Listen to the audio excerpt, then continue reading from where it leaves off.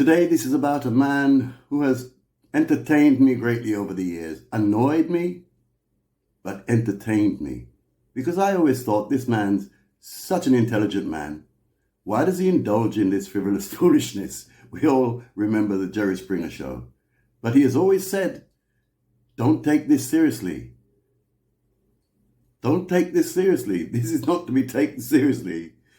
This is something to just watch in awe of, be surprised at, but just enjoy. Don't take it seriously. Yet this man existed in a very, very serious environment where his heart paid the price.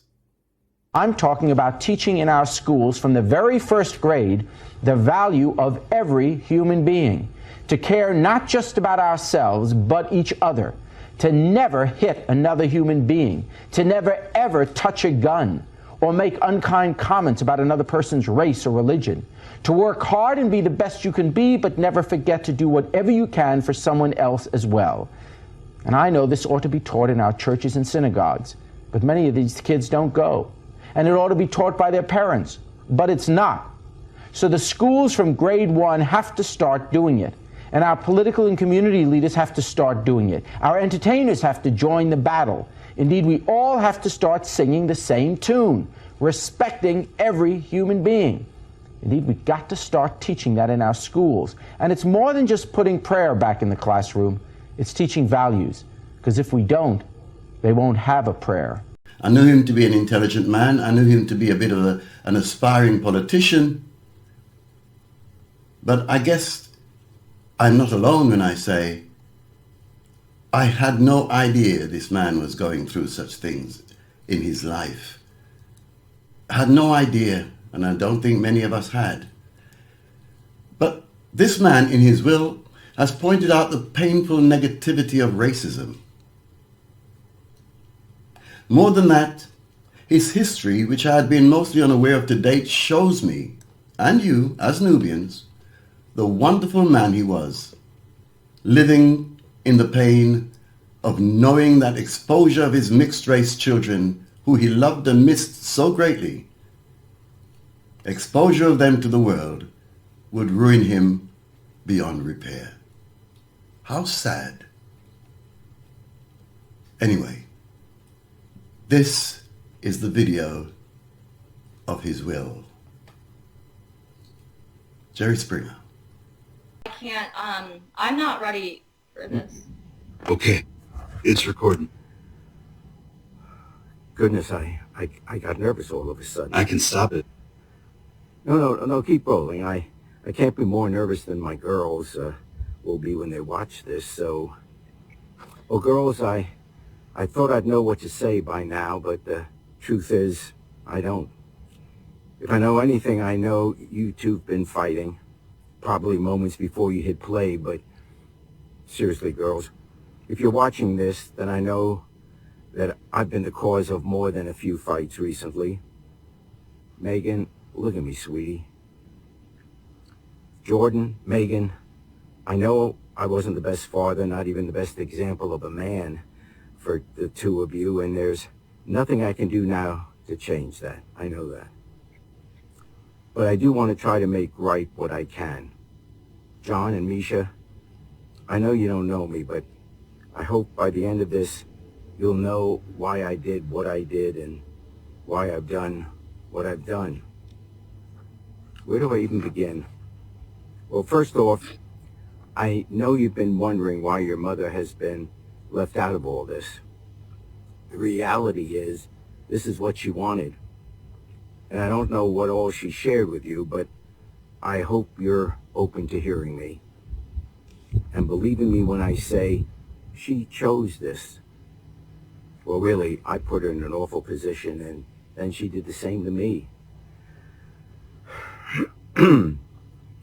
Shortly after you were born, Jordan, I met and fell in love with another woman. And I had a child with her a year later. This was obviously very painful for your mother. It was painful for me. I found myself feeling things I'd never felt for someone I would have never imagined. It was confusing and complicated. And I shared all this with your mother. She tried forgiving me, but she just couldn't do it. More than forgiving me, Joan couldn't bear the shame of divorce or outside children. So she forbade me from seeing that woman and our child again. And I did what she told me for as long as I could. But no matter how hard I tried, I could not stay away from Melinda. John, Misha, I am so... There's nothing. I loved your... John, Misha, I did a terrible, terrible thing. For terrible reasons. I let fear and ignorance and, quite honestly, hatred keep me away from you and your beautiful, beautiful mother. And I've spent the last 26 years in complete and crippling shame. And it is still a drop in the bucket of the immeasurable amount of pain I have caused each of you. My wife learned of your arrival, Misha, and demanded that I cut you off completely. I tried to reason with her, but she threatened to expose my infidelity and my illegitimate children. And I was such a coward. I'm a coward even now for making this video instead of making the effort to meet you. I am ashamed and disappointed with myself. I didn't know how to stand to my truth and stand up to my wife. I did, however, manage to stand up for you, John and Misha. While Joan kept me away from you with the threat of exposure, she did not keep me from providing for you.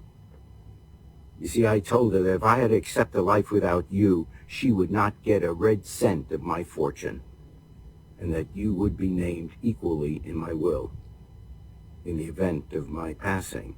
But with everything going on in the world right now, I realize that I have to go a step further.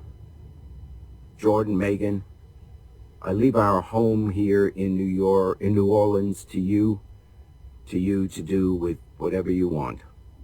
The rest of my estate, my properties in Mississippi, Georgia, South Carolina, my bank accounts, investment portfolios, all liquid and intangible assets, everything, all of it will go to my children, John and Misha.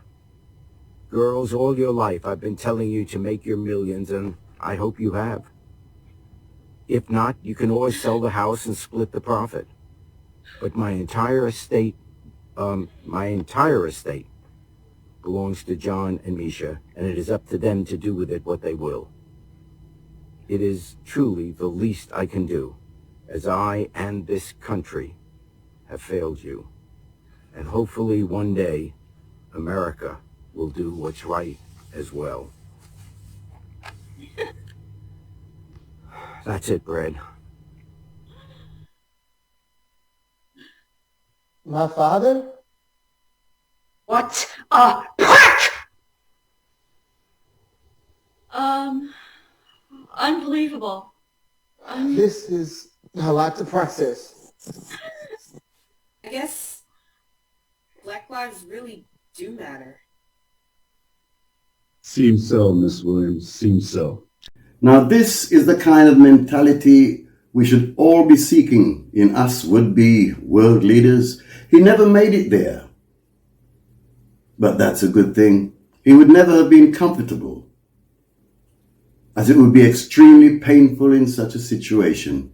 Being a man of strong ethical values, who cannot be bought, he'd never have lasted long anyway. May the Father welcome you home, Mr. Jerry Springer, and thank you for that lesson to humanity. Please don't forget to like, subscribe, and share this video.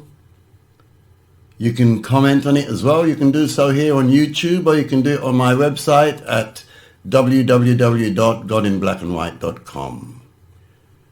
But please, do subscribe, do share. Thank you so much. Until next time.